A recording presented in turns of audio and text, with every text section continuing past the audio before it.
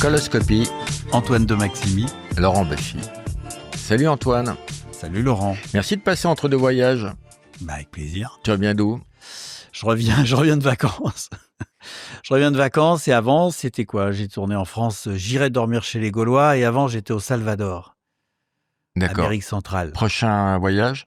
Je sais pas, je connais juste la date, c'est vers le 27 septembre et je me décide un peu au dernier moment parce que de toute façon, que j'aille à droite ou à gauche, c'est pareil, puisque je prépare pas. Tu es né un 21 mai Ouais. 1959 à Lyon. 21 mai, tu es né un 21 mai comme Stomy Bugsy, Romain Gary, Yoda, le Yoda, et Jeffrey Dahmer. J'adore. Parmi cette liste, quelle est la personne dont tu te sens Je crois qu'il y a, à part Romain Gary, je sais à peu près qui c'est. Tous les autres, je sais pas du tout qui c'est. Yoda. Dans la guerre C'est des le étoiles. Jedi, oui.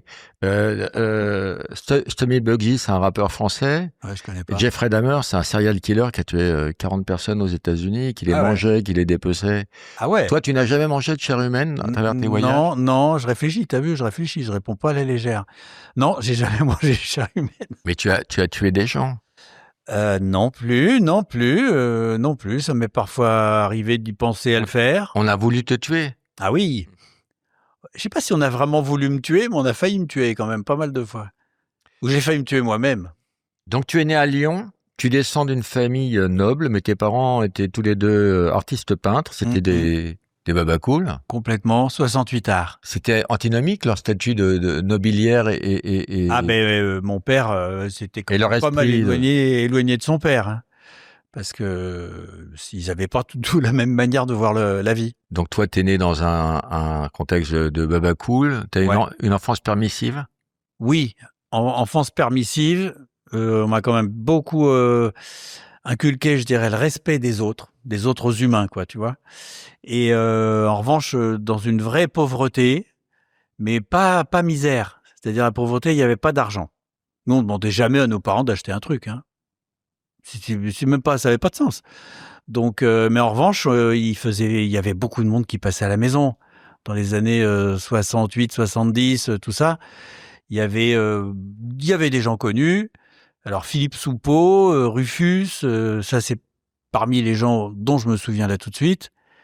Mais à l'époque, pardon, je me rappelle pas. Philippe, non, je connais Rufus, le comédien, mais oui. Philippe Soupeau, je connais le nom, mais un écrivain, mais je sais pas exactement ce qu'il a fait. Tu sais, moi, je plane complètement. Ah, il y avait que des stars, donc. Non, parce que là, je t'en ai cité 2 et tout le reste, c'était pas des stars. Pourquoi il n'y avait pas de blé dans ta famille ? Il n'y avait pas de blé parce que mes parents voulaient faire de la peinture. Ils voulaient être artistes peintres et qu'ils n'ont jamais lâché. Donc, comme ils vendaient pas, on n'avait pas d'argent. Moi, je me rappelle, on a vécu essentiellement avec les allocations familiales. Et on faisait partie probablement des seuls gamins qui trouvaient que la cantine, c'était vachement bien. Parce que chez nous, c'était nouilles et patates, tout le temps. Pendant des années, c'était nouilles ou patates. Parfois, les jours de fête, nouilles et patates. C'était quoi le style de peinture de tes parents, abstrait, figuratif ? Alors, ce qui est génial, c'est que mes parents ont fait des trucs indéfinissables. C'est-à-dire que mon père a fait un dessin. Hein ? Ce qui était génial. J'ai pas dit j'étais génial. Non, parce qu'ils ont fait aussi un truc indéfinissable qui est toi. Ah oui. Oh là, je suis pas fin, moi, des fois. Oui, c'est vrai. Indéfinissable. Mais j'espère bien. T'as aussi une sœur qui est artiste peintre ? Ouais, là, elle s'est un peu calmée, mais elle a fait des bronzes, des trucs comme ça. Mais je vais quand même répondre à ta question sur... Mon père a fait un dessin avec des petits traits entrecroisés qui fait 82 mètres de long. Je l'ai vu. Il faut déjà être cinglé pour faire ça. C'est 14 ans de travail. Oh, c'est plus que ça, parce qu'en fait, il y est venu, il est reparti, mais bon. Et ma mère, elle peignait sur des cagettes qu'elle récupérait sur les marchés. Et comme elle peignait sur les lattes, elle peignait des gens en prison. Parce que les interstices devenaient des barreaux. C'est très, très beau. Et après, par extension, elle a peint sur des planches également. Oui, pour faire plus grand. Mais c'est très, très beau. Et pourquoi ils n'ont pas vendu s'ils avaient du talent ? Ah, mais parce que le marché de l'art, c'est quelque chose qui est... Enfin, moi, je n'ai pas beaucoup de considération pour le marché de l'art. On fabrique un artiste, on lui fabrique sa cote, etc. Je pense très sincèrement que la qualité des artistes n'est pas forcément en rapport avec leur cote. Parce que c'est un marché. Le marché de l'art est d'abord un marché. Je le sais, ne me parle pas comme un demeuré parce que je le Bah savais. oui, mais t'es marrant, toi, tu me poses des questions. J'avais cette info. Bon. Voilà. Oh punaise, je sens que ça va donner là. Alors, on continue à parler de toi. Donc, bon, tu es l'aîné de 4 enfants. Ouais. Après un parcours scolaire médiocre, tu rentres C'est vrai. en 79 dans l'établissement cinématographique Désarmé. et photographique Ouais. désarmé. Ouais. Tu deviens ingénieur du son. Je suis censé l'être, mais bon, j'ai Mais tu appris l'as. sur place. Tu l'as été. Oui, non, bien sûr, mais au moment où je rentrais, ils pensaient que je l'étais. D'accord. Moi, c'était une période où on pouvait bluffer un peu. Je pense qu'on peut encore. Oh, moins maintenant, hein. Antoine, on a un cadeau pour toi. Et ce cadeau, c'est cette très belle Carte à puce. de crédit. Et surtout, c'est le compte bancaire qui va avec. Ah, Et puisqu'on sait que tu es un peu proche de tes sous, oui, c'est gentil. une... C'est des bitcoins.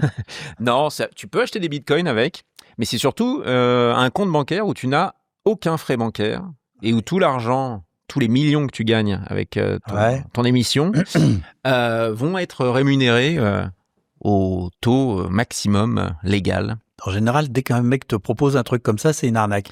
Et ben Non, justement, Alors ça, c'est Ouais. je vais te Et ben dire, non justement, seulement là, c'est non. pas une arnaque, mais en plus c'est notre sponsor Trade Republic. Ouais. Ah oui. Donc ils sont cool avec nous parce qu'ils nous aident à produire l'émission. Mhm. Et du coup, nous on a pris un compte chez eux avec on Roman. a et pris un compte. On est ouais, ça content, il fait, n'y a pas de frais, c'est ludique, on s'amuse à... Uh-huh. ça fait 1 an que je suis chez eux, je suis Et très tu content. peux tirer des sous dans les distributeurs. Tu peux tout, tu peux tirer, Une piste magnétique, là, cachée.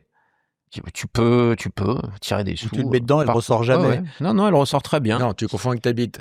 Ça, Et on peut avoir des sous Ça, c'est avec quand je ça. suis en forme. Sinon, elle ressort. Hein. non, mais c'est un compte bancaire sur lequel tu peux pas avoir Oui. d'agio, etc. T'as aucun Ah bon frais. Ouais. Oui, mais alors tu peux pas être à découvert. Non, c'est pas fait pour être à découvert.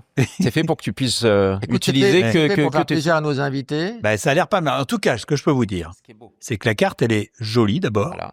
Par contre, il faut pas trop mettre ses doigts dessus parce que sinon, on voit les empreintes digitales. Elle est un peu lourde, ce qui est un signe de qualité. Voilà. Et elle est solide. Non, c'est vrai que par rapport à une carte en plastique, ça fait un peu plus classe, c'est sûr. Donc, Donc quoi merci. Donc merci Jackie et Michel. Non, C'est pas ça? Merci Trade Republic. Merci Trade Republic. tu deviens par la suite caméraman, tu apprends tout sur Ouais. le tas. Mm. T'as pas l'air convaincu de ce que tu sais Si, faire. parce que j'ai commencé par... après, je suis passé à la réalisation et j'ai surtout fait l'image de mes films. Parce que, en fait, quand tu es caméraman et que tu commences à réaliser, tu sais de quel plan tu as besoin. Et en fait, ceux qui t'ont fait travailler sont pas contents du tout de ton travail parce que tu fais des plans trop courts. Le plan, il est là, je l'ai, je coupe. Alors que la monteuse, elle a envie de choisir. Et moi, je lui laisse plus le choix. Donc, en fait, quand j'ai été caméraman pour d'autres, ça s'est pas bien passé. Après, tu deviens un peu reporter de guerre, enfin, ingénieur du son sur des reportages qui couvrent des conflits. Ouais, c'est ça, j'avais 20 ans. Hein. T'as été au Liban, Ouais. t'as été en Irak. Iran-Irak, ouais, la guerre Iran-Irak. J'en rigole, mais c'était... En fait, si. Non, t'en as pas rigolé, là. Non, oui et non. Si, j'ai rigolé. Non, t'as pas ri. Bah si. Il a ri? Il a un peu ri. Il a un peu ri. J'ai mis ri. J'ai mis ri. Non, attends, quand on était à Beyrouth et tout, il y a eu des moments où on a beaucoup ri en même temps. C'est très paradoxal. Quand on voit les bombes et, Oui. et les enfants morts, là, Et vous, non, vous c'est étiez pas là que tu dépouillé de ris. rire, là. Non, là, tu ris pas. Et ça, je l'ai vécu, effectivement, les enfants morts, etc. Parce qu'on est rentré dans un village où tout le monde a été massacré 5 mois avant. Kfarmata. Mais sinon, non, on a ri quand? C'est quand les nerfs lâchent. Par exemple, si tu veux savoir, on était au Commodore, l'hôtel des journalistes. Et puis, à un moment, il y a quelqu'un qui nous dit, la voiture de, je sais plus comment il s'appelait, Assad peut-être, elle a reçu plein d'éclats d'obus. Parce qu'il y avait des obus qui arrivaient, qui tombaient toutes les minutes, tu vois. Et avec le caméraman, on avait 24 ans, tu vois, on voulait aller voir la voiture. Mais quand il y avait un obus qui partait de la colline, t'entendais poum. Ça veut dire il est parti. Mmh. Et puis, le temps qu'il arrive, t'as 4-5 secondes. Et donc, on sortait dans la rue, on voulait voir la voiture, on entendait poum. Alors, on partait en courant pour se cacher dans l'hôtel. Et puis, on ressortait.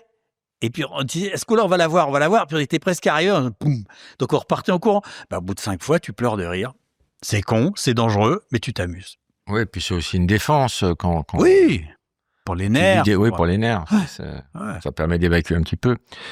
T'as risqué ta vie là-bas? Oui, parce qu'ils nous tiraient quand même un peu dessus. Mais c'était une époque différente. C'est-à-dire que quand même, les gens respectaient la presse. Les mecs qui se foutaient dessus sur la gueule, ils respectaient la presse. Et aujourd'hui, c'est complètement différent parce que comme la presse risque de donner des informations à l'ennemi, tu penses bien que, il la contrôle. En ce moment, il y a des conflits, on n'a pas d'image sur place, les 3/4 du temps. Rien. Les journalistes sont bloqués. Parce que, pour ces raisons-là, entre autres. Et puis, pour qu'on voit pas ce qu'ils font aussi. Parce que la guerre, c'est pas propre. Hein. Ah ouais? Ah non, moi, je peux te dire que... Toi, tu serais plutôt contre si tu devais avoir un avis? Sur la guerre? Ouais. Oui, je serais plutôt contre, oui. Non, mais quand je dis ça, c'est parce que quand tu rentres avec Pharmata, nous, on arrive, ils envoient les Français parce que les Français, pour les Américains, je travaillais pour la chaîne américaine CBS, on vaut moins cher. Parce qu'on n'est pas égaux, hein, tous, faut arrêter des conneries. Donc on vaut moins cher, il vaut mieux qu'il y ait un Français qui se fasse tuer qu'un Américain, ça fera moins de bordel. De vagues diplomatiques. Exactement. Ensuite, tu réalises des films sur des expéditions en Amazonie. Ah ouais, c'était génial. Pérou, ça. dans la cordillère des Andes. T'as fait des choses incroyables? Ouais, j'en ai vraiment profité. T'as été prélevé de la lave dans des volcans. On a dormi dans le volcan, en activité, avec le lac de lave en dessous. On dormait sous la tente, avec des masques à gaz. Alors, pas toute la nuit, mais de temps en temps, t'as le panache qui revient. D'un seul coup, tu peux plus respirer, tu prends ton masque à gaz. Tu dors pas bien, faut quand même le dire. T'as dormi dans un volcan, t'es descendu à 6000 mètres sous la mer, 6000 mètres. Ouais, dans le Nautile, le sous-marin français d'exploration. Il y a peu de gens qui peuvent se vanter d'être descendus à 6000 mètres. À l'époque, on était 13 à avoir vu les nodules polymétalliques, qui sont des espèces de concrétions qui tapissent le... Minéral. Oui, dans lesquelles il y a du cobalt, manganèse, cuivre, enfin... C'est un peu une terre rare. Oui, c'est des trucs qu'on va peut-être exploiter un jour, quand ça coûtera moins cher de le prendre là qu'ailleurs, quoi. Je suis descendu à combien, toi à 6000 mètres, moi. Ouais. Combien je suis descendu, moi? En sous-marin ou en plongée, comme ça? À ton avis, je suis descendu à combien? Moralement? Non. Moralement, il y a peu de chiffres. Allez, je vais essayer de... Bon, alors, 40 mètres en plongée. Et c'est pas mal. 500 mètres. En sous-marin. Nucléaire, s'il vous plaît. Ah, mais j'ai plongé aussi en sous-marin nucléaire. Je sais, avec Charles Hernu. Non, c'était Tu l'as accompagné. Mauroy. Ah, toi, t'étais avec Hernu? Non. Moi, j'étais avec Pierre Mauroy. Je sais. Tu as aussi travaillé sur des films sur la canopée en Amazonie, avec des radeaux qui étaient déposés le radeau des cimes, sur la cime des arbres de la canopée. Et là, c'est extraordinaire parce que c'est là où on voit des choses qu'on peut pas voir d'en bas. Ouais. Et c'est extrêmement précurseur d'avoir créé ça et vécu ça. Alors ça, ouais, c'était, ils étaient 3 là. Et Danny Clément, et Francis Allais, et Gilles Bersolt. Ces 3-là ont mis en route ce truc incroyable qui est le radeau des cimes. T'imagines? C'est des boudins gonflables, un peu comme des une Zodiacs, armature en boulin, avec des filets. Et c'est très grand, ça fait moi, j'étais plusieurs en centaines boîte de mètres carrés. Hein. Et des boudins des filets aussi. Mais... T'aimes bien cette vanne? Oui, j'aime bien. Oui. Moi, j'aime bien les vannes, moi. Même surtout d'ailleurs quand c'est pas, tu sais, c'est des trucs qu'il faut pas dire. C'est quoi les trucs qu'on faut pas dire du tout. Tu ne feras pas dire des trucs qu'il faut pas dire. La chose la plus incroyable que tu aies observée sur la canopée? Je te donne un exemple. Est-ce que tu as déjà vu une harpie féroce fondre sur un... Non. Ça, j'ai pas vu. Ah, qu'est-ce que tu as vu? Je crois que ce que j'ai vécu de plus particulier, de plus extraordinaire, de plus dérangeant presque, c'est de dormir dans une tente sur le radeau des cimes. Parce que c'est un filet. Donc, tu te retrouves... Vous êtes à quoi, 50 mètres? Ouais, 30, 40 mètres, quoi. Mais c'est pas ça le truc, c'est que le filet, quand tu mets une masse à un endroit, ça fait comme ça. Sauf que là, on était 2 dans la tente. Et le mec, je le connaissais pas, c'était un chercheur, moi j'avais même pas 30 ans, l'autre il en avait près de 60. Et qu'est-ce qui se passe? Au début, tu le repousses, le mec, parce que... Puis après, tu dors dans ses bras, parce que c'est impossible de faire autrement, quoi. Voilà, mais c'est pas botanique, ça. La canopée, ça me fait rêver, vraiment. Non, mais c'est extraordinaire. C'est extraordinaire parce que, en plus, ces genres d'endroits, comment tu veux y aller? Tu montes dans un arbre, ok? Puis quand tu arrives sur des branches comme ça, tu peux pas. Alors que là, tu es sur un trampoline, tu vois hyper bien, tu peux travailler, c'est extraordinaire. Le trampoline est déposé par un hélico. Non, par un dirigeable. Air chaud. Et parfois, il est mal déposé sur la canopée. Et tout se pète la gueule. Ça, c'était assez chaud. Là, j'ai un moment comme ça, on est tombé de 15 mètres en plusieurs fois parce que le truc se pliait en deux dans la forêt. Et donc, il rentrait dans la forêt. Et moi, j'étais dessus, je filmais. Et c'est là que tu vois que tu es avec des mecs absolument exceptionnels parce que le gars qui est l'inventeur du radodécime, il rigole. Il rigole. On est en train de se péter la gueule. Il y en a un, il est à bord, il est même pas attaché, il se tient. Et les mecs rigolent. C'est un peu comme à la guerre. Plus c'est grave, plus tu ris. Moi, j'aime beaucoup ton destin que tu as un petit peu choisi parce que tu as vécu des choses incroyables quand même. Ouais. Non, mais vraiment. Vraiment. Après ces reportages, ces documentaires, tu as l'idée, c'est en 2003, tu as l'idée de J'irai dormir chez vous. Ouais. Comment ça t'est venu ? Ça faisait un moment, j'avais envie de faire en fait des reportages sur des portraits de gens un peu normaux, mais qui avaient une personnalité. Ça, c'est un truc, j'avais même écrit un dossier, tu penses bien que ça intéressait personne, puisque même là, quand j'ai eu l'idée de J'irai dormir chez vous, c'est-à-dire des portraits de gens normaux, filmés par un mec tout seul, qui sont quand même des espèces de voyages d'aventure partout autour du monde, personne n'a voulu de la série, hein. Personne. TF1, France 2, France 3, Canal+, France 5, M6, ils m'ont tous dit non. Mais pardon, ils t'ont dit non après avoir vu un pilote ou simplement avoir lu le projet ? Non, t'avais tourné. Ils m'ont dit non quand j'avais déjà tourné 3 épisodes. Ils continuaient à me dire non, tous. Qui ressemblaient déjà à ceux qu'on voit c'est les 3 premiers épisodes de la série. Le Mali, Québec, bref. Qui t'a dit oui ? Alors, qui m'a dit oui ? C'est la petite chaîne Voyage. C'était sur le câble, il s'appelait comment Désirless. Oui. C'est bon, je l'ai eu. Et François Fèvre. Et en fait, ce qui a été génial, là où j'ai eu de la chance, c'est que tout le monde a dit non. Parce que, imagine une grande chaîne qui dit oui. On regarde l'épisode, on regarde les scores.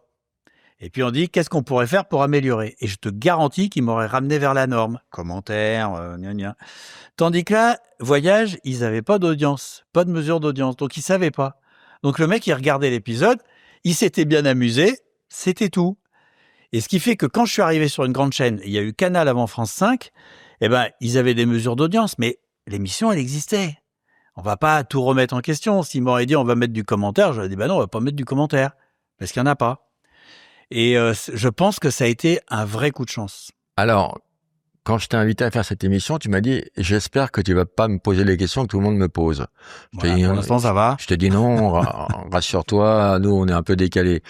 Mais non, je vais te poser les questions que tout le monde te pose. Le voyage le plus dangereux, les moments où c'était le plus chaud. Bon, d'accord. Bon, je remets pas les trucs. La fusillade, on l'a tous vu, la fusillade. Oui, la fusillade... voilà, des moments... C'était où ça déjà ? C'était dans les à Sainte-Lucie, dans les Caraïbes. Ouais, les Caraïbes. Et j'étais à un endroit qui s'appelle Gros-Îlet, et qui est l'endroit où il y a les boîtes de nuit, plein de bars et tout. Et il y a des trucs de striptease. Enfin, tu vois, c'est un endroit un petit peu chaud. Et à un moment, c'était pas contre moi, mais ça s'est mis à tirer, mais juste derrière moi, quoi. Et t'es content. Ce qui n'a pas été le cas dans le radodécime, quand vous dormiez à 2. Non, il n'est pas tiré. Et d'ailleurs, tiens, je vais te dire un truc que j'ai pas dit, que j'ai quasi jamais dit, voilà. En Bolivie, j'ai failli me faire enlever par une fausse policière. Mais cette histoire-là, c'était le plus beau truc de la série, je pense. Sauf que j'ai merdé. Parce que la nana arrive devant moi, elle me dit « Je suis de la police », elle est en jean, hein. « Je suis de la police, donne-moi ton autorisation de tournage, etc. » Que j'ai pas, parce que j'en demande jamais. Et puis, je me retrouve, elle voulait que je monte dans un taxi. Et je résiste, et je lui tiens tête. La Paz, dans la capitale. Et je lui tiens tête, mais c'est super con, parce que j'ai pas tourné toute cette partie-là. J'étais en train de filmer avec la caméra de poing, les paluches tournaient pas, j'y ai pas pensé. Les petites caméras, elles tournaient pas. Et mais ça a duré au moins 5-10 minutes. Donc, il y avait une vraie tentative d'enlèvement en direct avec toute la progression.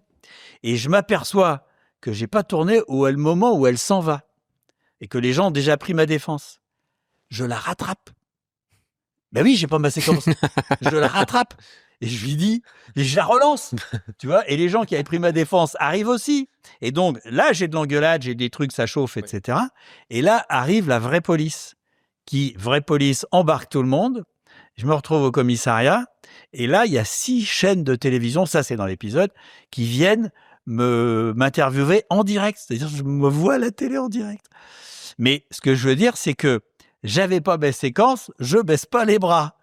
Je la rattrape, la nana. Et elle se serait sûrement barrée sans avoir été arrêtée par la police. Alors, comment ils font fait ça. Elle est seule ou il y a des complices planqués? Il y a des complices, déjà, le chauffeur de taxi. D'accord. Qui était à côté. Et c'est quoi leur but? C'est de demander une rançon en kidnappant des étrangers? Je pense pas, mais dans ce cas de figure, dans mon cas de figure, je pense que le 1, c'était de me dépouiller. 2, peut-être, parce qu'il y avait déjà les cartes de crédit, me faire tirer du fric. Et puis après, tu sais pas comment ça se passe. Si tu leur as trop tenu tête, tu peux pas savoir s'ils vont pas te tuer, quoi. Non, mais ils peuvent te Il y a eu piquer un quelques rein. assassinats, hein. Ils peuvent te piquer un rein. Voilà. Qu'ils vont revendre à un Français, c'est encore pire. Sans doute. T'imagines? Non, mais c'est vrai que les caméras, ça doit attirer un petit peu. Ouais, en même temps, c'est un matériel bizarre. Ça se revend pas facilement. Mais la petite caméra de poing, oui. Puis de toute façon, moi, je suis un gringo et... Jamais fait piquer. Alors, je me suis fait voler un sac en Éthiopie, dans une voiture. Et pareil... À Addis Abeba. Non, alors là, c'était avec les Mursis. Parce que j'aime bien sortir les capitales, t'as vu? Tout à l'heure, je t'ai dit La Paz. Ouais, c'est vrai. Et, pardon, peut-être, je sais pas si tu le sais, tu le sais pas, Rome est la capitale de l'Italie. C'était. Ça a changé? Je sais pas. Non, j'ai cru que tu avais dit c'était. Non, c'est. Ah bon? On est d'accord là-dessus. Parce qu'au Sri Lanka, ça a changé, tu la connais, la nouvelle? C'est plus Colombo maintenant, c'est Sri, machin, mes couilles, il y a 17 syllabes maintenant. Ah bon? Eh oui, mon vieux. Et Salvador, c'est quoi? C'est Salvador. D'accord. C'est... Putain, je sais. C'est Henri. Henri Salvador. Oui. Regarde, on voit la capitale du Sri Lanka en bas de l'écran, là. T'as vu, Sri, machin? Salvador, c'est le pays. Non, je sais plus. J'ai un trou. Ça passe dans 4 jours. Faut regarder l'épisode. Enfin, ça passait dans 4 jours. Quelle est la capitale du Salvador? Voilà.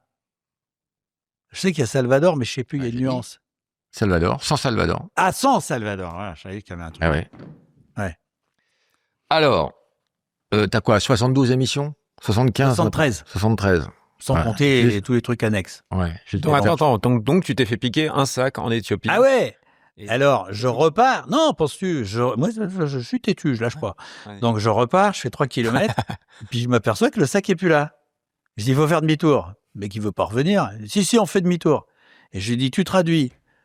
Je veux racheter le sac. Ramenez-moi le sac, je paye. Et il m'a ramené le sac. Dans quelle langue? Le gars, lui, je parlais avec lui en anglais, le chauffeur. Et puis, il a traduit dans la langue du coin. Et comment elle s'appelait, la langue du coin? Tu t'intéresses pas aux gens. Tu te poses pas, tu t'intéresses pas à la culture. Je sais plus. C'est dingue, hein. Eh j'ai pratiquement tout récupéré, sauf 2 trucs. La gourde. Ça, c'était normal en Éthiopie qu'ils gardent une gourde métallique de bonne qualité et tout. Mais la fourrure polaire, je pensais pas, tu vois. Et tout le reste, les batteries du téléphone satellite, des objectifs, des machins, ils s'en avaient rien à foutre. Ils allaient pas arriver à le vendre. Moi, je leur donnais de l'argent, ils vendaient tout de suite, c'est bon. Et est-ce que tu as eu des couilles techniques qui t'ont fait louper des séquences extraordinaires? Ouais, ouais. C'est quoi la séquence que tu regrettes le plus que t'as il y en a une, c'est en Namibie. Il y en a eu d'autres. Nouakchott, la capitale? Non, perdu Mauritanie, ça. Ah oui, Mauritanie. En Namibie, c'est Windhoek. Windhoek. Ah ouais, je confonds avec la Mauritanie. Ouais. Alors, je me retrouve chez les Imba. Les Imba. Moi, je joue aux échecs avec mon chien. Imba. Imba, c'est son nom, hein. Lui, il sait pas jouer. Hein. C'était le début d'un sketch que je faisais à l'époque. Il me perd. Les Imba, c'est là où les femmes sont torse nu, couvertes d'ocre rouge avec les cheveux là, qu'on a vu dans l'émission de Frédéric Lopez avec Muriel Robin. Bon, donc moi je vais là-bas et comme un con, j'arrive un dimanche et je pense pas à des trucs élémentaires. Tu sais que le dimanche à Bamako, c'est le jour de mariage? Non, je savais pas. Écoute, 3, 4. Le dimanche à Bamako, c'est le jour de mariage. Ah bon? C'est qui? Amadou et Mariam. Ah bon? Amadou qui nous a quittés. Tu sais que je suis un vrai inculte, moi. Non mais grave. Mais je n'ai pas fini mon anecdote. Hein. Mais c'est ce que j'allais te dire. Ben oui, parce que je suis T'as du mal à suivre ton film. Exactement, je suis un TDAH. C'est quoi le dernier? Hyperactif. Trouble de l'attention. Voilà. Ouais, ma mère m'a raté. Et donc, j'arrive le dimanche, en fin d'après-midi. Et il y a un truc que je sais pas, c'est qu'ils sont tous bourrés. Beaucoup de gens sont bourrés à la bière. Et moi, je tourne et je me retrouve dans des situations vraiment tendues parce que les mecs sont bourrés, nerveux, excités, etc. Et je me rappelle, à un moment, je rentre dans une sorte de bar, les yeux injectés de sang tellement ils sont sous. Ils ont des œufs. Les yeux injectés de sang. Non, mais je te jure, ils ont des regards, les mecs, pas tout le monde, mais quand même, il y a une ambiance. Quand tu rentres, tu filmes, là? Mais oui, ça tourne. Et là, mais je sens que c'est hyper limite, quoi. Les mecs, ils sont tellement étonnus. Ça, je te dis, hein, limite, je suis limite. Pas fait d'études, hein, pas le choix. On te comprend, hein, tu peux mélanger les voyelles ensuite ton anecdote. Et donc, je me retrouve dans le truc, mais je me dis, ils vont me péter la gueule. Sauf qu'il y a un truc qui joue pour moi, c'est que jamais t'as un blanc qui va oser rentrer dans leur bar. Et en plus, j'ai du matos comme ça, dans leur bière et bar. Et donc, ils sont complètement pris de court. Mais c'est vraiment chaud. Et je finis par rentrer en n'ayant rien fait de concret, c'est-à-dire pas de vraie bonne rencontre et tout, mais en ayant une atmosphère de ville assez déstabilisante. Et je regarde mes images, mais j'avais des prototypes à l'époque qui n'étaient pas encore au point. Et la caméra, elle faisait des petits bouts de 3 secondes. 3 secondes, rien. 3 secondes, 3 secondes, 3 secondes, 3 secondes. Inutilisable. Et encore, je dis 3 secondes, c'est peut-être moins.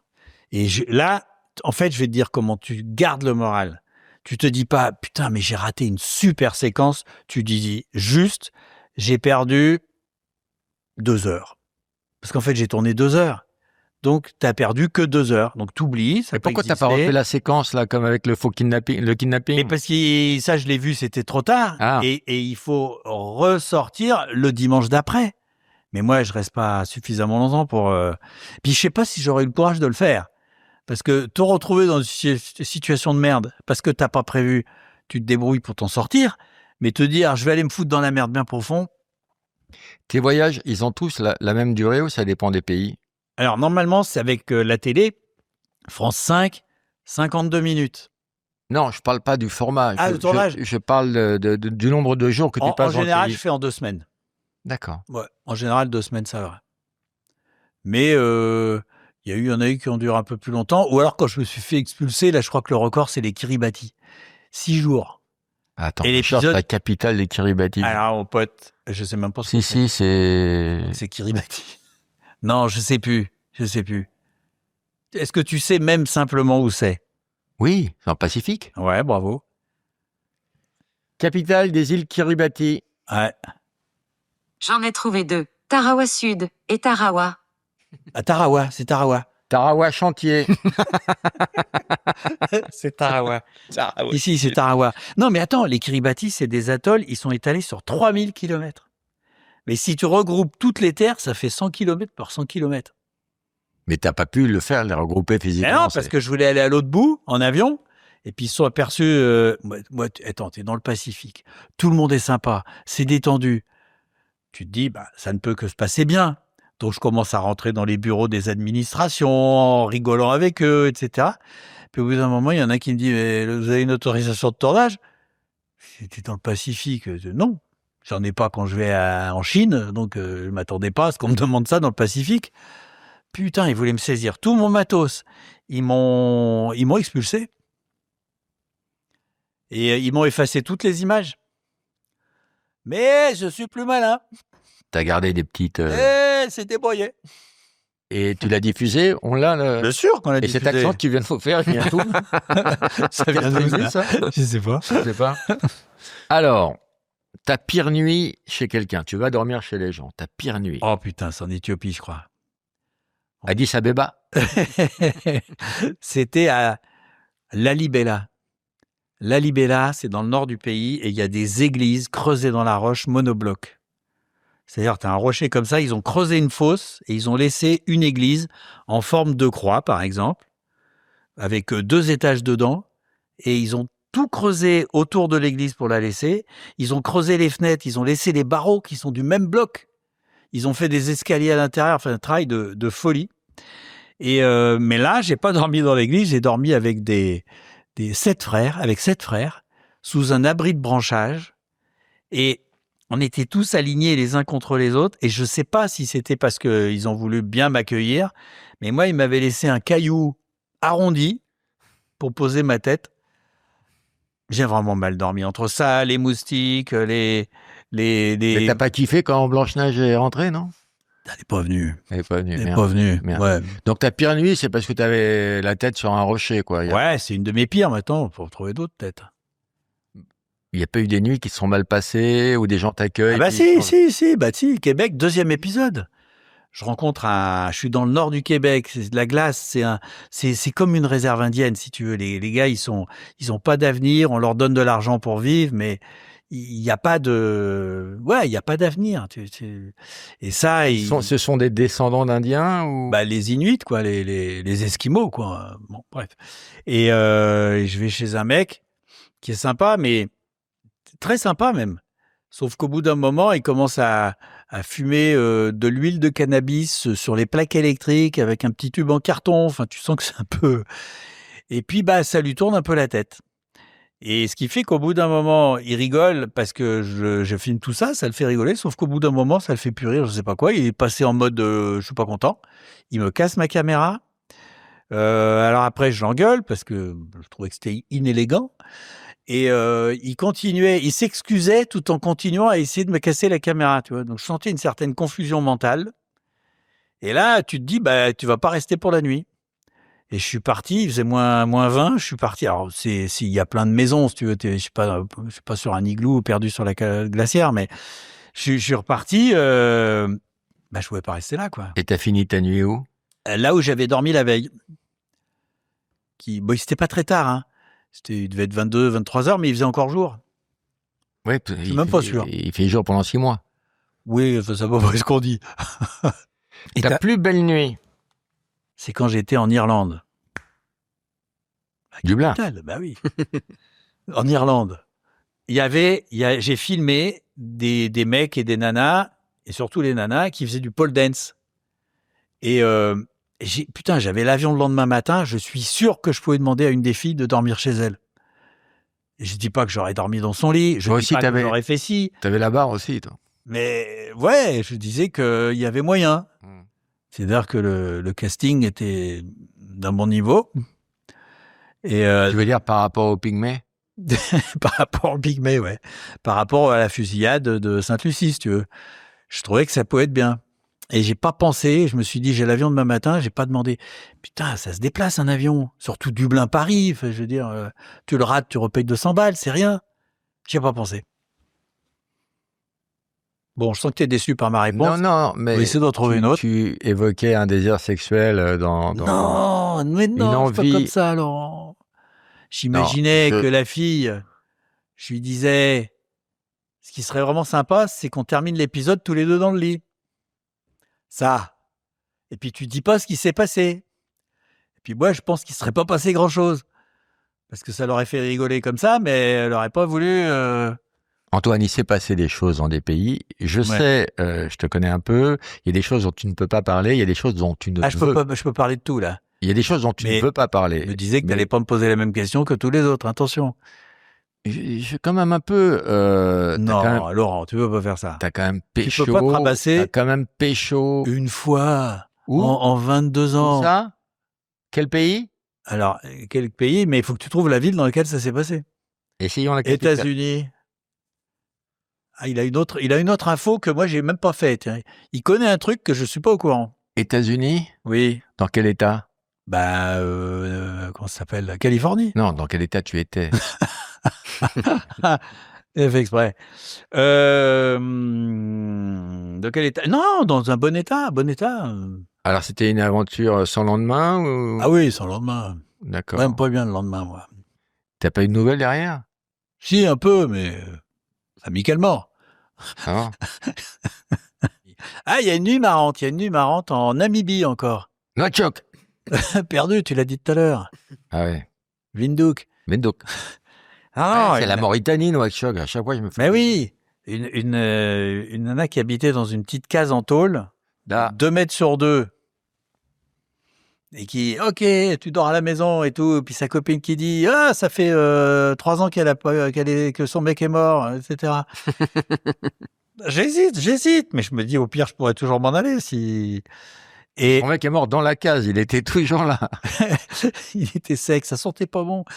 Et voilà, et en fait, je me retrouve d'abord, le moment qui est vraiment drôle, c'est quand je suis face caméra, on a bouffé avec les gamins, là, 2 gosses, et puis face caméra, j'ai mis ma petite caméra sur le meuble en face, il y a un meuble, et puis je dis, bah voilà, ce soir, c'est dodo en famille, puis elle est à côté de moi, et elle se lève, et dans le même plan, je ne peux pas couper la caméra, elle enlève son t-shirt, elle enlève son short, et vas-y, culotte soutien-gorge, elle rentre sous la moustiquaire, qui était prévu qu'on dorme là quand même. Et moi, plus j'ai l'air tellement con, je sais pas quoi faire. C'est l'autre qui vient de se déshabiller, la caméra qui tourne. Bon, bah voilà. Et puis je coupe et je me retrouve à dormir avec cette nana et ses 2 gosses sous la moustiquaire.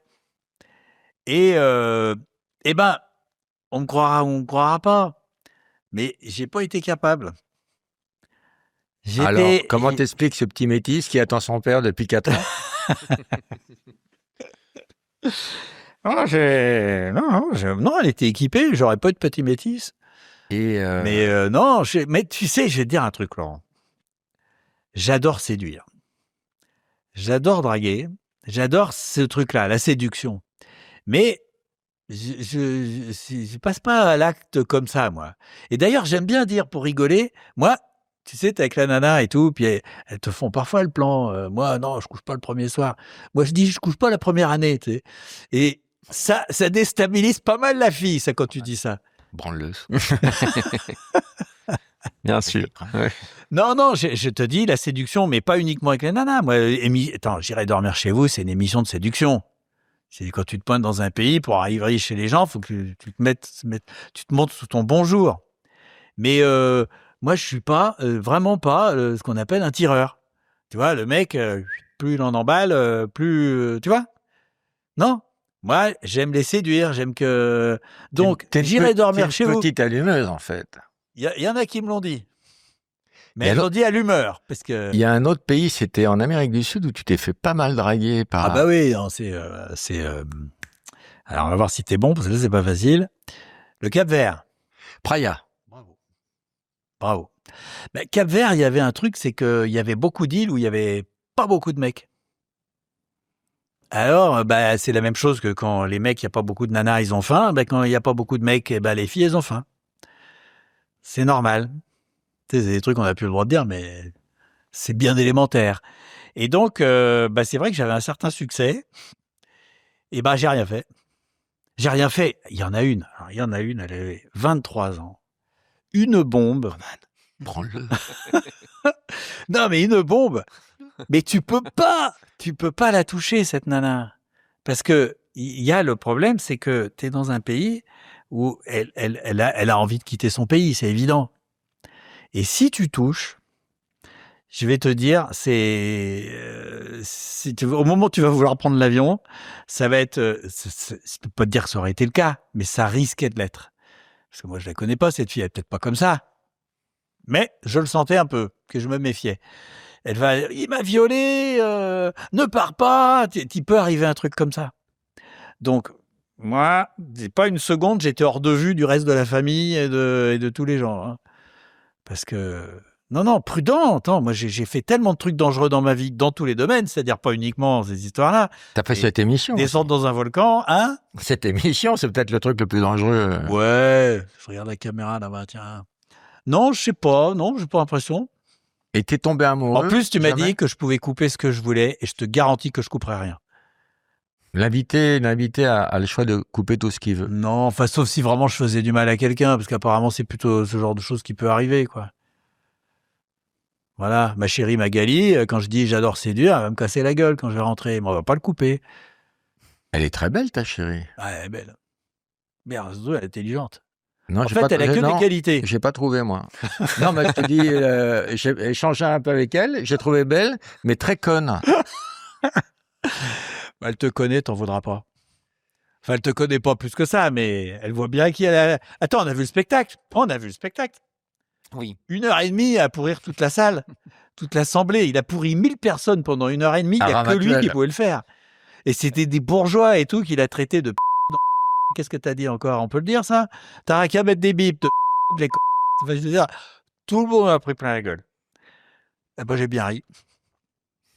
T'as qu'à couper, moi je coupe pas. Hein. T'es jamais tombé amoureux? Dans ma vie? Non, pendant les émissions. Ah non, moi je tombe pas amoureux en 2 minutes. Hein. D'ailleurs, je sais pas bien à quel moment je suis amoureux, donc ça me prend du temps de comprendre. Running gag. C'est pas possible. Il me tripote, une dame, il me tripote. Alors, tiens, on va parler d'hygiène. Le pire endroit où t'as fait caca, quand t'étais chez des gens. Oh, alors le pire, je sais pas si c'est le pire, parce que le pire, il y en a plein des pires, mais il y en a qui est drôle. Moi, j'aime bien les trucs drôles. J'étais au Mexique, et là, il faut que j'y aille. Tourista. Pas tourista, mais urgence. Pardon, Mexico, je le glisse. Oui, Mexico City. Et donc, je me retrouve, je suis dans la campagne mexicaine et c'est des villas comme ça, mais je peux pas, tu vois, il n'y a pas un bosquet où tu peux aller faire, il y en a une où je peux pas la raconter. Non, je peux pas la raconter. Mais, donc, celle-là, non, je la raconterai après. Non, je peux pas la raconter. Ah non, il y a des trucs qu'on peut pas dire. Et donc, je me retrouve des maisons comme ça. Et donc, il y a plus qu'un truc à faire, c'est de sonner. Donc, je sonne, et puis je dis au J'irai chier chez vous. Exactement. Donc, je sonne, et puis je fais C'est bien ça. Va expliquer ça. Non, mais je parle à peu près espagnol. Et, pas de problème, rentre et tout. Je traverse la maison. Pardon, comment on dit est-ce que je peux chier chez vous en espagnol? Podo? Cagar? Aquí? Cagar? Je sais pas si on dit cagar, moi. Ouais. Tout pour. Attends, chier, faut pas essayer de traduire chier, faut essayer de traduire. Merda? Bagno, tu vas al bagno. Ah, le bagno. Tiene el bagno porque. Ça, c'est clair. Comment tu fais chier en mime? Ça, c'est en Chine, non? C'est international. C'est dans tous les pays où il y a un cul, ça. Et donc les gens t'ont dit oui? Ils me disent oui, je traverse la maison. Je dis, ils vont m'emmener au shot. Pas du tout, je traverse la maison et je me retrouve dans un jardin, plus ou moins, qui est pas très beau, hein. Alors, il y a des poules, des conneries, tu vois. Et puis, je dis, ben oui, mais c'est où? Genre, tu vas où tu veux. Alors, je cherche un pseudo-bosquet, puis je me fous derrière. Heureusement, j'avais un petit rouleau de PQ et tout. Et puis, je me baisse mon froc, j'ai pas, je cherche le mot. Qu'est-ce qu'on fait quand on chie? On s'accroupit? Quand c'est par terre? C'est ça qui m'a bloqué. Alors, il y a une autre émission là-dessus, sur les gens qui chient, qui s'appelle Silence, ça pousse, que je recommande à tout le monde. C'est une très belle émission. France Télé. Bref, je me fous en position. Oui, tu t'accroupis, oui. Ouais, mais surtout, je regarde s'il y a un endroit où il y a de la merde ou quoi, tu vois. Pour faire ça au milieu des fleurs. Tu sais, tu essayes d'avoir un peu d'élégance. Et donc, je fais mon affaire, je m'essuie. Et puis, je me remonte et puis je me dis, c'est quand même bizarre, il n'y a rien et tout. Je fais quoi? 3 mètres, 4 mètres. Il y a 4 cochons qui arrivent en courant. Ils se battent pour bouffer ma merde. Tu poses des questions, tu as la réponse. Hein. Et donc, évidemment, il n'y avait rien. Parce que la chasse... T'imagines le goût du jambon là-bas? Voilà. La chasse, après, c'est un saucissien. Voilà.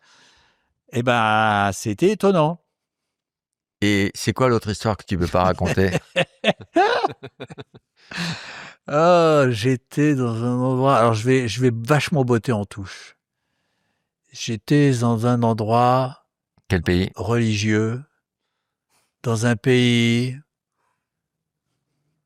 d'un continent, de la Terre. Et on est en embuscade. Non, mais quel pays? Quel pays? Non! Quoi? Tu peux pas dire le pays? Ah non. C'est quoi le problème? J'essaye de savoir pourquoi je veux pas le dire. Bon, c'est en Éthiopie. Addis Abeba. Et il va y avoir on attend une messe, une espèce de messe. Et on est en caché pour filmer. C'est pas J'irai dormir chez vous, hein, c'est avant, c'est quand je faisais les documentaires. Et on attend, il va y avoir une messe, mais tout avec des bougies, il n'y a pas d'électricité et tout, c'est magique. Hein. Et on est caché, et là, putain, je tiens plus, il faut que je fasse quelque chose, quoi. Et on est dans un recoin sombre, c'est des grottes, hein, je suis pas non plus dans une église, hein, mais bon, je suis quand même dans un endroit un peu, voilà. Et j'en peux plus, quoi. Je me mets dans un coin, je le fais parce que j'ai absolument pas le temps de sortir, d'aller ailleurs, n'importe quoi. On risque de tout rater. Je l'ai eu la séquence, mais au prix d'avoir pas tout à fait respecté les gens d'un pays. L'endroit le plus confortable où tu es dormi?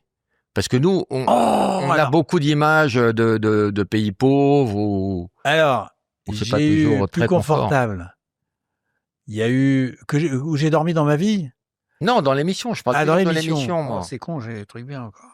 Parce que ma vie d'avant J'irai dormir chez vous, elle est vachement plus exceptionnelle que J'irai dormir chez vous. Moi, je dis J'irai dormir chez vous, c'est de la gnognotte. Alors, pardon, parce que tu as fait un spectacle qui s'appelle J'irai dormir chez vous. Non, sur scène. Oui, sur scène, que j'ai vu, et tu parles pas de J'irai dormir chez vous. Pratiquement pas. Tu parles de tes expéditions et de ta vie d'avant. Ouais. Mais j'ai fait tellement de trucs incroyables. Appelle ça ma vie d'avant, connard. Oui, mais si tu dis ma vie d'avant, ils s'en foutent, alors que J'irai dormir sur scène, ils comprennent tous de quoi il s'agit. Non, c'est comme si moi, alors j'écrivais un prochain one-man show et que j'appelais ça Oh putain Laurent, tu vois, pour attirer du monde. Ouais, mais moi, attends, toi, tu fais des one-man shows, moi j'ai fait qu'un. Par contre, je ne l'ai pas préparé, je ne l'ai pas écrit, et j'ai rien écrit. Hein. Et il est très bien, ce spectacle. Oui, mais parce que tu racontes ta vie simplement. Oui, non, mais enfin, improvisé, t'as de la matière. Mais oui, parce que j'ai beaucoup d'images. C'est ça. Du coup, moi, j'ai fait un PowerPoint comme donc quel conférencier de base. L'endroit le plus luxueux dans lequel on t'a accueilli, alors? Alors, dans la série, c'est rarement les riches qui t'invitent dans des trucs comme ça. Ouais, à Hollywood, tu t'es fait jeter quand même. Ouais. T'as pas pu dormir chez une star? Non, j'ai dormi sur la plage. C'était pas très réussi. Non, j'ai quand même dormi chez un mec qui avait un immense appartement à New York, avec vue sur le Central Park et tout. Et c'est le gars qui est au début du film, il a 95 ans, il fait le grand écart sur les trottoirs de New York. 95 ans. Il est dans le film. Je suis fan de toi, je suis fan de tes émissions, j'ai un reproche à te faire. Ah. Et un jour, je l'ai fait sur Internet, je me suis pris des sauts de merde parce que j'ai osé toucher à Antoine de Maximi. Ah oui, moi je me défends pas, c'est les autres. Je trouve que t'es un peu radin. Alors comment tu fais pour le savoir ? C'est l'impression que j'ai quand je vois les émissions. Oui. Je trouve que je te trouve des fois un peu... Moi, je sais que j'amènerais plus de choses, que tu vois, je remercierais mieux. Je trouve que tu es un peu pince. Je trouve que tu comptes. Je vais retrouver pince, c'est facile, parce qu'il y avait un mec... C'est toi qui avais dit, attention, parce que moi, j'ai tout lu, ce qu'il y a sur les trucs. Il y a juste une petite période, ça avait pu marcher, mais j'ai tout lu, les messages de tout le monde. Je ne réponds jamais, ou quasi jamais, parce que j'ai pas le temps. Attends, déjà rien que de tout lire. Qu'est-ce que tu penses de ce que je te dis ? Oui. Est-ce que tu te retrouves là-dedans, ou est-ce que tu trouves que non, au contraire ? Non, je vais dire pourquoi. D'abord, je montre pas les cadeaux que je fais à chaque fois. J'en ai montré plus dernièrement, parce qu'il y avait un peu des gens qui disaient ça. Ah, mais pas le seul. Non, bien sûr, il y a eu des gens qui l'ont dit. Mais surtout, deuxièmement, je vais pas le montrer à chaque fois. 2, je fais pas un cadeau à chaque fois parce qu'il faut que ça se goupille bien aussi. Je veux dire, parfois, t'as rien à donner. Ça se prévoit quand on sait qu'on va dormir chez des gens. Mais pardon, je te dis un exemple. Mais je réponds. Mais même un nez de clown, ça coûte rien. Si tu donnes ça à un gamin dans un village africain, il est très très heureux. Dans la liste je trouve que tu n'as pas assez de petits goodies. Oui, alors. Sombre enculé. Je suis peut-être que c'est un peu revenu, mais dans ma checklist, il y avait marqué cadeau pour les enfants des villages. Alors, il y a des fois, j'en ai donné. C'est vrai que depuis un moment, je le fais moins, mais parce que, et je crois qu'il y a une raison, c'est que... Mais quand tu le fais, c'est pas choisi. On ne donne pas des préservatifs à des enfants. Exactement, c'est ce que j'allais dire tout à l'heure. C'est qu'en plus, le cadeau, il faut que ce soit adapté aux personnes. C'est-à-dire, la bouteille de pinard en Arabie Saoudite, ça passe pas bien. Le billet de 50 € chez les Suisses, c'est moyen. Le stérilet en Afghanistan. Voilà. Là, je réfléchis quand même. Savoir si je vais me faire couper la gorge. Bref. Et donc, si tu veux, parfois, il y avait des trucs. Et surtout, il y a un autre truc. C'est que parfois, les gens ne veulent pas de cadeaux. Ils veulent pas parce qu'ils sont fiers de t'avoir invité. Et c'est souvent les plus pauvres qui sont fiers de t'avoir invité. En tout cas, ils veulent pas d'argent. L'Algérien adorable, tu lui avais proposé d'acheter à manger, il avait dit rien, tu n'achètes rien chez moi. Daoud, bien sûr, il voulait pas. Il est très fier de m'avoir invité, il est content. Il est content. Mais ça, c'est la générosité du Maghreb. Hein. Ça, ils sont très, très, très généreux à ce niveau-là. Mais quand je te parle de cadeaux, je dis n'importe quoi, mais imagine si tu as un Polaroid, tu fais une photo, tu leur offres ça, pour eux, c'est un souvenir magnifique. Oui, mais le Polaroid, c'est dur à gérer, ça. Je trouve que tu n'as pas assez de petites intentions. C'est vrai. Attention. Je trouve que... Ouais, peut-être. Je trouve... J'adore tes émissions, mais je trouve que humainement, t'es une merde. Mais tu sais quoi, Laurent? À partir de maintenant, je vais essayer de jouer un peu plus à ça. Parce que, tu sais, mine de rien, ça fait 22 ans que je fais ça. Donc, tout tente dans une certaine routine quand même si cette routine, elle est variée. Et donc, il y a des choses que tu fais, que tu faisais au début, que tu fais plus, des trucs comme ça. Donc, je vais y penser. Ouais, c'est tout ce que je peux te dire. Mais quand j'étais allé en Afrique, par exemple, au Ghana, j'étais arrivé avec 100 bics. Attends. 9. C'est un troupeau, ça s'appelle un troupeau. Et... Attends. Accra. Oui. Ghana. Bravo. Accra. Elle n'était pas évidente, celle-là. Non. Tu vas me respecter maintenant? Mais je te respecte déjà, attends. Parce que toi, tu me connais, mais moi, je te connais pas. Si, je te connais dans les émissions. Bah, comme tu me connais, moi. Mais dans les émissions, c'est plus... T'étais le sniper, toi. Ouais, c'est bien. T'as beaucoup interview au double sens. Les pays où les gens sont le plus accueillants, est-ce que tu peux faire des déductions après 2 semaines passées dans un pays? Ça m'a perdu. C'est-à-dire? Est-ce qu'on peut généraliser un sens de l'hospitalité? Je te donne un exemple. Je trouve que les Corses, je trouve qu'il y a une hospitalité corse. Ouais. Est-ce que toi, t'as remarqué ça dans d'autres pays? Oui, t'as des pays où ils sont beaucoup plus accueillants. C'est ma question. D'accord. Attends, parle de... il t'avait raison, man, il est très très con, il comprend pas une boîte de ce qu'on lui dit. Ouais, mais il est honnête, quand il comprend pas, il fait pas Attends, parce que tu m'avais dit, n'invite pas, c'est un con. Tu te rappelles de cette conversation? Oui, je m'en rappelle très très bien, évidemment. T'avais raison. Malheureusement. Bon, vous étiez d'accord? Bref. Vous en parlerez après, il faudra développer. Mais non, ce que je disais, c'est que, par exemple, tu as des pays, effectivement, le Maghreb, où vraiment les gens étaient très accueillants, même si attention, faut pas être, tu as des endroits où tu as aussi beaucoup de casse-couilles, dans les endroits touristiques, parce que ils en font trop. Mais sincèrement, la mentalité du pays, elle est vraiment basée sur l'accueil. J'y suis allé en comment ça s'appelle? Parce qu'ils veulent te vendre un truc, tu vois, des trucs comme ça. Ça peut être chiant. Dans les souks? Ouais, mais pas tout le temps. Ça dépend du mec. Mais t'es allé où? Mais par contre, je suis allé aussi au Vietnam. Mais j'étais sur le cul. Phnom Penh? Non, c'est le Cambodge. Vientiane. Non, c'est le Laos. Oh, attends, je connais que ça, les Vietnam. Alors? Non, je connais que ça. Il y en a eu 2, parce qu'on sait plus très bien. Il y en a un qui a changé de nom, et puis il y a l'autre qui a gardé son nom. Il y a Ho Chi Minh Ville et Saigon. Et Saigon. Voilà, et ça, c'est la capitale, si je me gourre pas, ou alors c'est l'autre, et l'autre, c'est Hanoï. C'était tellement incroyable que les gens, tu sais, tu arrives, le mec, tu lui échanges 3 mots, tu dis, je peux rentrer? Le mec, il dit, bien sûr, tu rentres. Mais moi, ça m'arrivait partout. Et ils te servent, des fruits, des machins. Tu dis, je peux dormir là? Bah, pas de problème. Mais je te jure. Baiser votre femme? Je vous en prie. J'ai pas essayé. C'est vraiment trop con, moi. J'étais allé en Thaïlande, je me suis même pas fait masser. J'ai pas pensé. Ah bon? J'ai pas pensé. Parce que moi, on m'a dit que tu faisais beaucoup de tourisme sexuel aussi. C'est des enfants qui m'ont dit ça. J'ai aucune inquiétude là-dessus. Ça peut pas être vrai. Ouais, on n'est pas au tribunal, hein, garde tes arguments. Alors, le Vietnam accueillant, quoi d'autre? L'Afrique du Nord accueillant, quoi d'autre? Ouais, moi j'avais trouvé ça vachement sympa aussi, la Polynésie, où tu te retrouves sur les petits atolls un peu perdus. Les gens étaient vachement sympas. Moi, ça fait 20 ans, donc je sais pas. Et les pays plus durs d'accès? Ah ben, puis dur d'accès. Alors, il y a un truc, par exemple, je viens de faire le Sultanat d'Oman. pays musulman, vraiment très musulman. Les gens sont adorables, vraiment. Ils te, tout de suite, ils te demandent s'ils peuvent t'aider. Ils te demandent s'ils peuvent te payer à manger. Je me suis fait payer à manger. Une pince. Regarde, c'est une pince.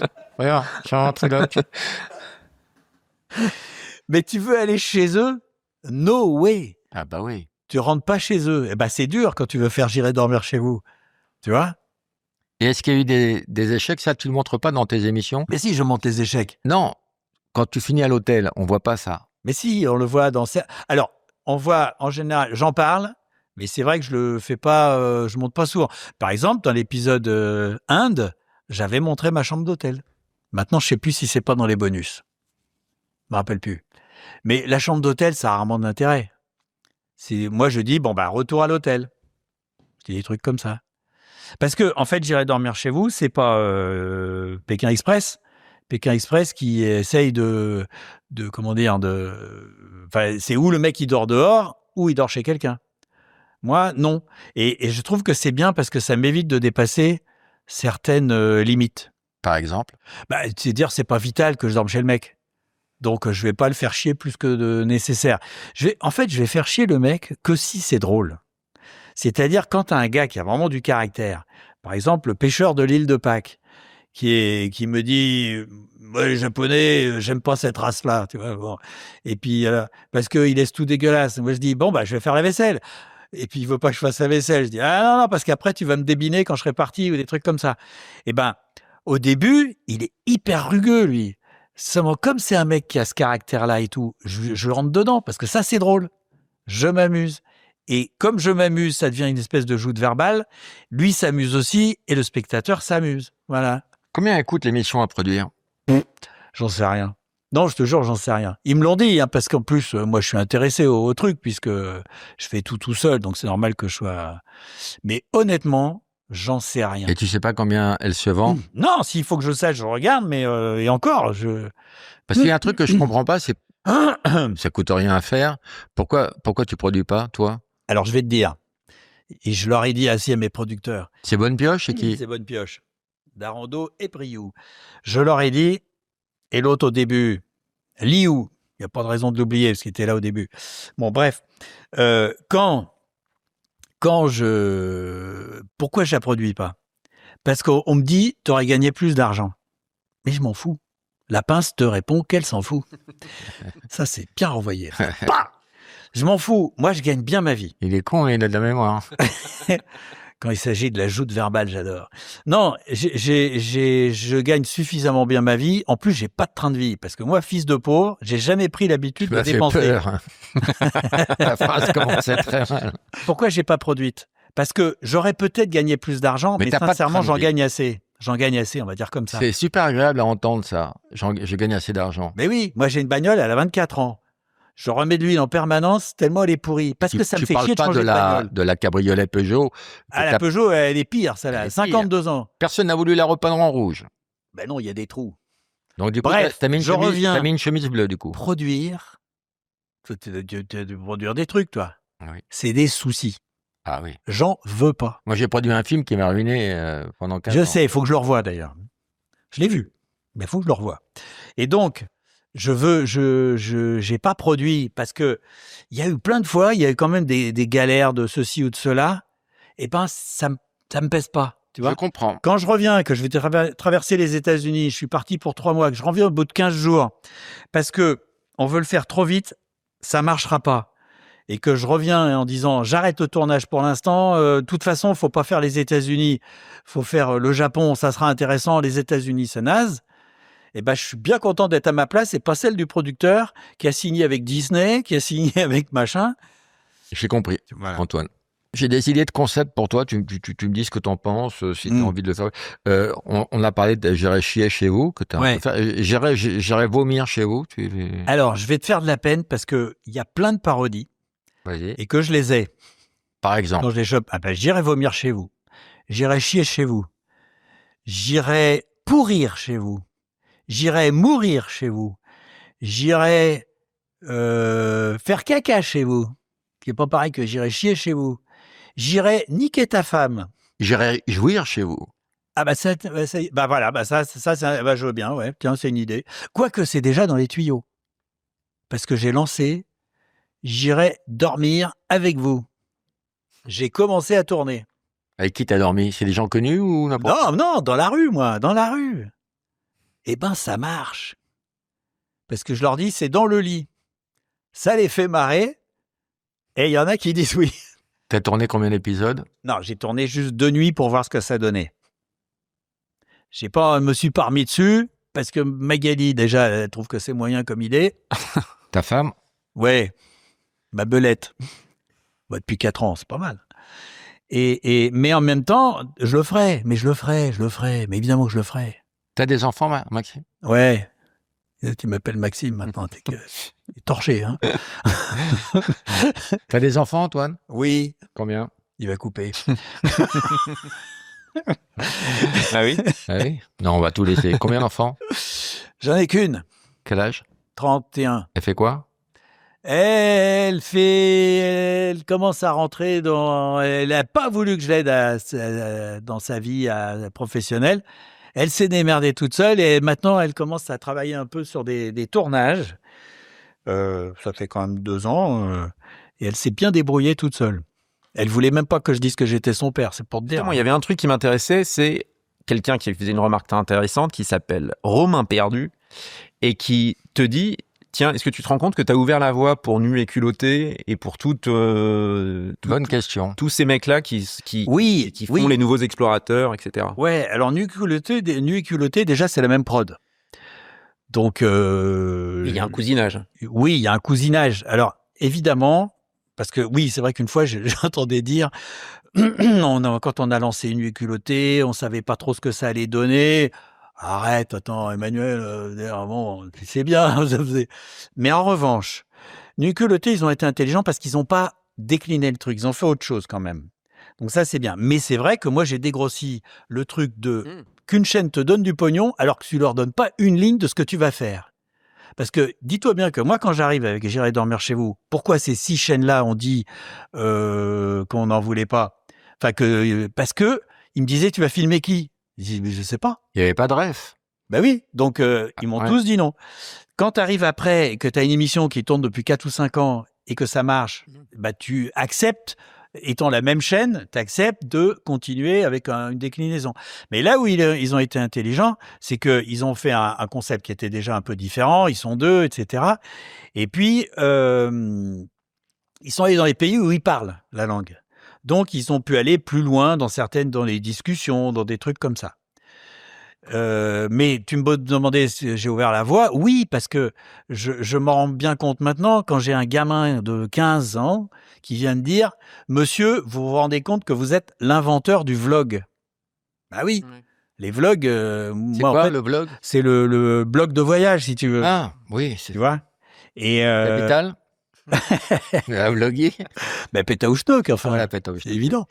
Et donc, ouais. Tu vois, t'as inspiré plein de gens. Moi, j'ai une idée. Mais ça me fait plaisir. J'ai une idée de programme. Bon, je sais pas si ça va aboutir. Pour l'instant, je propose aux chaînes, c'est J'irai dormir chez vous, nu et bien monté. Bon. Il y en a qui coincent un peu, ils veulent que je tourne un pilote, mais c'est vrai que t'as ouvert. À un moment, ils voulaient que je parte avec eux. Je dis, moi, je suis plus assez beau pour me mettre tout nu. Attends, les autres, ils ont 35 ans, ils sont beaux gosses et tout. Moi, j'arrive, 66 ans, puis je fais pas de sport. Il reste pas nul longtemps. Ouais, je sais que t'as 67, tu l'as dit. Tu sais quand tu l'as dit? Quand t'es monté sur la scène. T'as eu un petit peu de mal à te dire, ah putain, 67 ans, ça commence à... Attends, je retiens. Roman, c'est tout? T'avais une question? Oui, non, je dis. Il y avait qu'une question? Non, j'en ai une autre. Mais il y en avait une autre relative à la pince et relative à Nu et Culotté. Relative. Relative. Ouais, une question. Une question relative. T'as raison. Et alors? On coupera tout. Non, on coupera pas, non. Absolument tout. C'est vachement mieux. C'est justement quelqu'un qui disait, pourquoi tu fais pas comme dans Nu et Culotté et que tu leur fais pas la vaisselle et que tu leur rends pas des services? Ouais, ça, tu profites et tu te barres. On te reproche un peu ça, c'est vrai. Il y a un tout petit peu ça. Oui, il y a plein de gens qui t'adorent. Il y a un tout. J'aurais te faire remarquer un truc, c'est que Nu et Culotté, ils sont 2. Alors, ils font un truc qui est physiquement plus fatigant parce qu'ils dorment vraiment dehors s'ils n'arrivent pas à trouver. Mais en même temps, ils sont 2. Donc, pour le moral, déjà, c'est plus facile parce que tu t'entretiens. Et deuxièmement, il y en a toujours un qui filme l'autre. Quand il y en a toujours un qui est chargé de filmer et c'est plus l'autre qui va poser les questions. Moi, je fais tout seul, donc je fais tout mal. C'est-à-dire que c'est mal filmé, mes questions peuvent être cons et surtout, vous voyez pas les fois où je pose 2 fois la même question parce que j'ai pas écouté la réponse. Donc, mais c'est vrai. Et pour en revenir, pourquoi est-ce que je fais pas la vaisselle, etc. Ça m'est arrivé. Mais Non, mais même c'est quand... pas le même jeu. Mais eux, même ils ont pas d'argent. Antoine, mais quand Ouais, tu vas c'est pas le même chier, jeu. un coup de brosse, c'est le moindre des choses, quoi. Ah, moi, je gratte avec un canif. Tu laisses des traces Non, de mais merde. c'est pas tout à fait le même. C'est là où la question. Ou appelle ça, j'irais laisser des traces de merde chez vous. Non, mais eux, ils partent sans argent. Ouais, ils ont pas le même concept. Donc, qu'est-ce qu'ils peuvent donner? Un service. Oui. Tu vois, Ils font un petit origami, moi, une je vais petite donner, connerie. je fais des cadeaux. Je vais Le donner... bonheur des gens quand ils laissent une poule en origami de 2 cm. Mais non, mais c'est mignon, ils font des petites. Oui, non. Tu vois, regarde, si on prend le dernier, El Salvador, qu'est-ce que j'ai donné? J'ai donné, je sais pas, il y a une nana là, j'ai donné $100. Parce qu'elle avait perdu son mari, elle est veuve, etc. Elle s'en sort, j'ai donné $100. J'ai dormi C'est chez pas qui? plus simple de lui redonner son mari? Moi, je me suis posé la question. Mais non, je peux pas faire ça. Roman, tu regardes l'émission, toi? Je regarde tout le temps. Ouais. Tout le temps l'émission. Oui, j'ai donné aux autres, là. Les autres, j'ai amené le repas. Mais tout le repas, on est allé faire les courses. J'ai fait un Mais gros tu repas. nous vends ta salade quand t'as filé $100, quand t'as amené le repas, il y a 200 fois où tu faisais des wads en partant. Non, j'ai pris le dernier épisode pour ne pas choisir. Antoine, Oui, est-ce qu'il y a des pays où tu voudrais aller, mais Oui. qui te sont interdits un peu? oui. Lesquels? Alors, il y a l'Afghanistan. À un moment, c'était un peu possible, juste après que... Ahmedabad? Non, mais non, ça c'est Pakistan, ça. Pakistan, ça, n'importe quoi. Mais Kaboul, enfin, Kaboul. Kaboul Kitchen. Ah oui, Kaboul. C'était un canal, ça. Ah oui, Kaboul. J'ai jamais regardé. L'Afghanistan, Regarde pas télé. tu peux pas?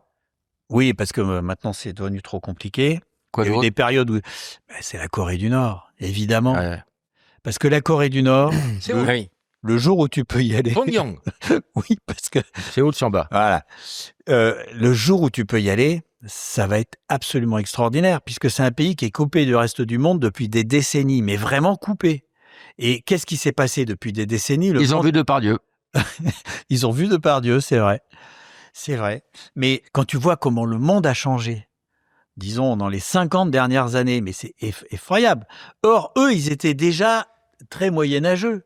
Et eux, ça n'a pas bougé. Donc, t'imagines que tu vas découvrir un pays absolument fabuleux. Ça va être un saut dans l'espace-temps. Parce que même la Birmanie, regarde la Birmanie. Je suis allé en Rangoon. Birmanie. Bravo. Non, c'est plus la Ça a capitale. changé. Ça a Ouais. changé. Et je sais pas. La comment nouvelle, ça je sais s'appelle. pas non plus. Non. Tu sais, digression, mais je voudrais finir mon histoire. Mais digression, quand je suis allé tourner le Kazakhstan, j'allais dire c'est bâtard, mais c'est amical, c'est bâtard. Pas Kiribati? Non, c'était Chaken Astana. Astana, de Numuk. Oui, sauf que moi, j'y suis allé.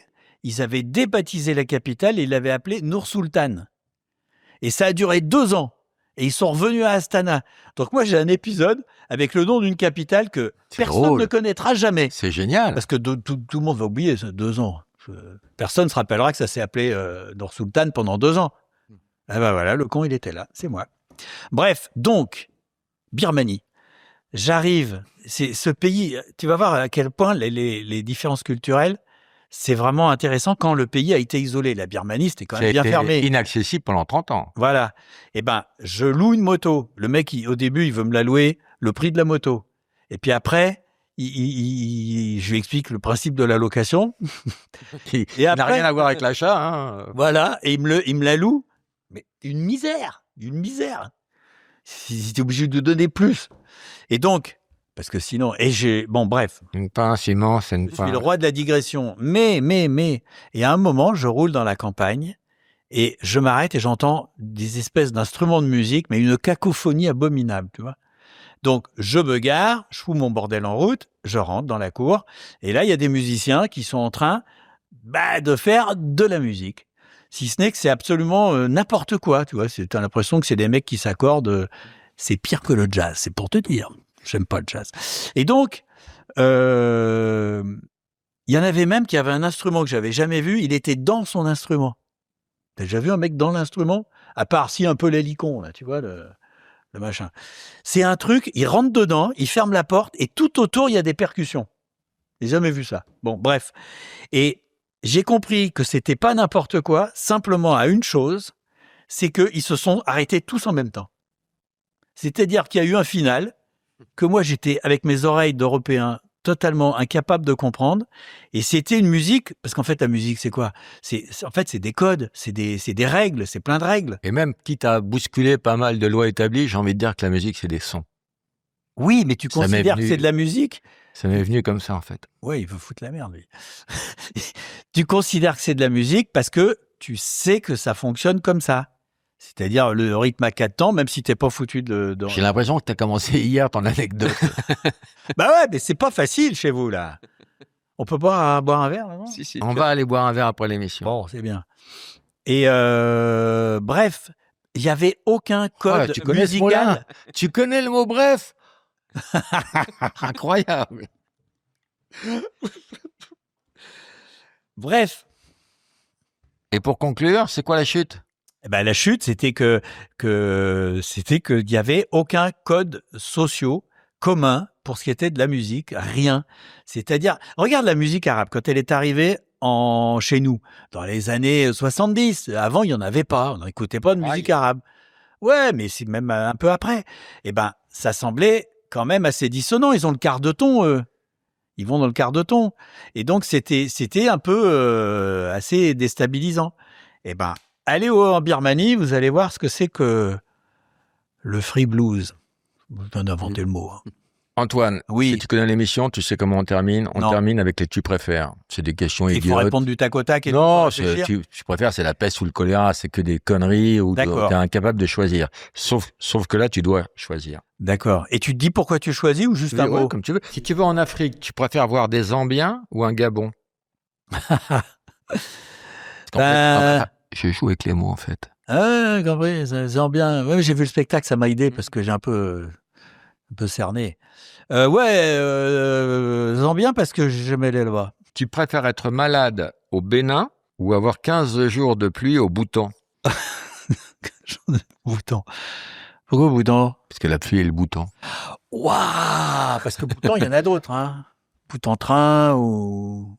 Ouais. C'est notre émission, ça, les trains. Ouais. J'aime bien cette émission. Oui, c'est bien aussi, mais je la regarde pas non plus. Mais je regarde pas la mienne non plus, attention. Hein. Tu préfères t'acheter des fringues à Bakou ou à Abu Dhabi ? Bah, à Bakou. Bakou, qui a fait une pince. Capitale de Azerbaïdjan. Oui, j'allais le dire. On m'a pas laissé réfléchir. Tu préfères faire de la prison à Libreville ou couper du bois en Syrie ? Elles sont bonnes, hein. Il est pas mal, hein. Couper du bois en Syrie. En fait, la réponse, on s'en fout, c'est la question qui est bien. Allez, vas-y. Tu préfères faire ta post-prod à Montevideo ? Bien. Ou j'ai pas trouvé de deuxième truc. Ah merde. Mais t'étais content de Montevideo. J'étais content du premier, j'ai pas trouvé d'équivalent en deuxième. C'est pas mal de faire la post-prod. Bah, t'aurais pu mettre Hollywood ou je sais pas. Montevideo, capitale de l'Uruguay. Merci. Tu préfères dormir en cellule avec Nordal Lelandais ou Guy Georges ? Et les deux, ils ont tué, hein. C'est lequel qui viole avant ? Les deux. Merde. C'est un choix difficile. C'est un choix impossible. Cornélien. C'est de merde. Hein ? C'est pour ça que ce questionnaire est inepte. Je te force moi, j'essaye de réfléchir. Hein. Alors, choisis. Moi, j'ai un examen. Hein. Eh ben, mais Guy Georges, il est mort, non ? Non. Non plus ? Bon. Réponds pas, c'est nul. Ok. Bon, Joker. Tu préfères vivre avec tes 3 caméras fixées sur toi jour et nuit, en permanence, toute ta vie, ou vivre avec une trompette de Ibrahim Malouf dans le cul ? C'est 2 dispositifs assez contraignants, je te l'accorde. Ouais, je crois que je préfère mon matos à moi. Jour et nuit ? Ouais. Bah attends, dormir avec une trompette dans le cul, c'est bien, hein ? En plus, tu commences à peine à t'endormir, tu pètes, t'entends... Tu te réveilles ? Non. Je trouve que j'ai argumenté mon choix. Oui, je suis assez d'accord avec toi. Voilà, l'émission est terminée. Tu en retiendras quoi, toi ? Bah, quand c'est que je reviens, moi, je vais m'en faire une autre. T'étais rigolo. Ah bah avec plaisir. On parlera des nouvelles émissions. Donc, j'ai vu J'irai dormir chez les Gaulois.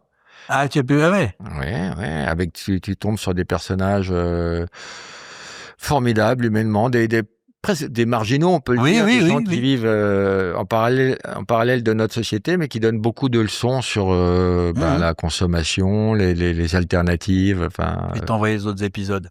Ça, j'ai beaucoup aimé. Et les prochains pays, c'est quoi? C'est surtout un film de fiction que je veux faire, qui a une histoire complètement barrée, qui se passe dans la mort. C'est un mec qui se suicide pour retrouver une nana qu'il a entrevue, qui est morte devant lui et qui lui a dit, elle était poursuivie par un mec qui est mort aussi, sauve-moi, etc. Ouais. C'est une histoire totalement barrée, qui tient la route, avec des objets qui parlent, des machins comme ça. Et j'ai tourné une séquence. On parlera de ton problème de drogue dans une autre émission.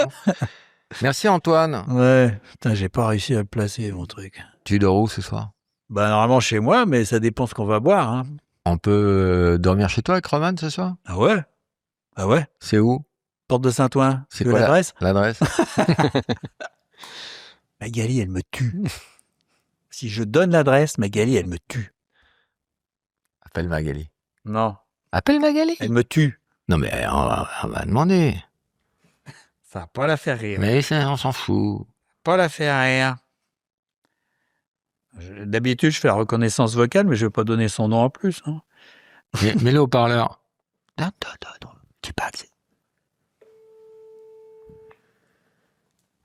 Tu mets le nom de famille de ta chérie, toi? Bah oui. Allô? Oui, chérie. Ça va, Laurent? Oh, dis donc, quelle oreille, Magali. Bravo, incroyable. On vient d'enregistrer avec Antoine. Ouais. Ça tourne encore. Ça tourne encore. C'était l'émission, c'est marrant, je dis pas ça pour lui faire plaisir, c'était l'émission la plus décevante de la saison. Oui, ça m'étonne pas. Voilà. Et là, je suis avec Roman. Ouais, je vais te remplacer, toi, si tu continues. Tu connais Roman, tu l'as vu à Ramatuelle. Oui, on s'est croisés. Et on était un petit peu en galère, on voulait savoir si ce soir on pouvait dormir chez vous. Oui, avec plaisir. Il y a la place. Non, mais j'ai dit oui, moi aussi, j'ai dit oui. Non, parce qu'il a dit Magali voudra jamais, elle va me tuer, cette pute. Non, j'ai dit cette pute, je me rappelle plus. Je pense, hein. On verra. De toute façon, c'est enregistré, on peut repasser la bande. Hein. Donc pour toi, c'est oui. Et pour moi, c'est oui. Ah, okay. Faut que tu ailles faire les courses, parce qu'ils veulent manger aussi. On vous fait à dîner. Ah. Oh, des choses simples, coquille Saint-Jacques en entrée. Ouais, ou bœuf bourguignon, je sais pas. Bourguignon, un truc. Oui. Bon, je vais faire les courses. Qui mijote. Merci, à tout à l'heure. À tout à l'heure. Bisous. Elle est charmante, qu'est-ce que tu racontes? Quel salopard. Raccroche pas, là, faut que je le démonte. Non, je sais plus ce que je voulais dire. Au revoir. Au revoir. À qui je dis au revoir? À vous, Magali, à tout le monde. Aux spectateurs là. À tout le monde. Au revoir à tout le monde.